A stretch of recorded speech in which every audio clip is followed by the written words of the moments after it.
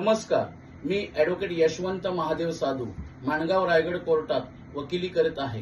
आजचा जो आपला विषय आहे तो नॉन बेलेबल ऑफेन्स म्हणजे अजामीनपात्र गुन्ह्यामध्ये जामिनाचा आदेश झाल्यानंतर पुढची प्रक्रिया काय करावी। आपला पहिला व्हिडिओ याबाबत झालेला आहे, त्याचाच भाग म्हणून हा दुसरा व्हिडिओ आहे। तर आपण जामीन अर्जावर आर्ग्युमेंट केल्यानंतर सरकारी वकिलांना सुद्धा जामीन अर्जावर आर्ग्युमेंट करण्याची संधी मेहरबान कोर्ट देत असतं।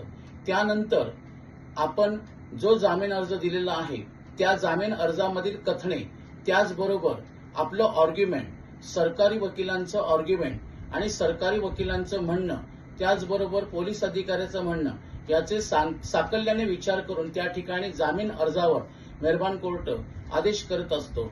आदेश केल्यानंतर आपण जर जामीन अर्ज मंजूर झालेला असेल तर त्यामध्ये किती रकमेचा जामीन मंजूर केलेला आहे ते निश्चितपणे पाहिले पाहिजे। ते पाहिल्यानंतर जर का जामीन सॉल्व्हंट म्हणून मागितला असेल किंवा ऐपतीचा जामीनदार जर मागितलेला असेल तर आपण जामीनदाराला ऐपतीचा दाखला काढण्यासाठी सांगितलं पाहिजे। ऐपतीचा दाखला हा तहसीलदारांकडे मिळत असतो।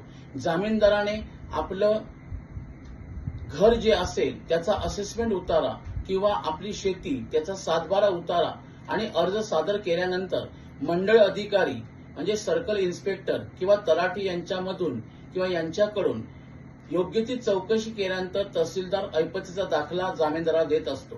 तो ऐपतीचा दाखला मिळाल्यानंतर जामीनदाराचं एक प्रतिज्ञापत्र आपण भरून दिलं पाहिजे।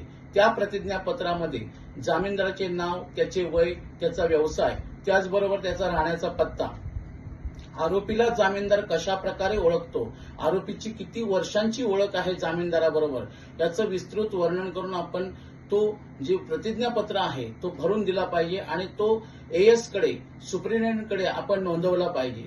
अशा प्रकारे त्या प्रतिज्ञापत्राबरोबर आपण त्या जामीनदाराचा ऐपतीचा दाखला, त्याचं रेशन कार्ड, त्याचं आधार कार्डची झेरॉक्स जोडली पाहिजे आणि मग तो कोर्टासमोर सादर केला पाहिजे। कोर्टाने योग्य ते प्रश्न विचारल्यानंतर जामीनदाराला त्या आरोपीचा नॉन बेलेबल ऑफेन्स मध्ये जामीन होत असतो। धन्यवाद।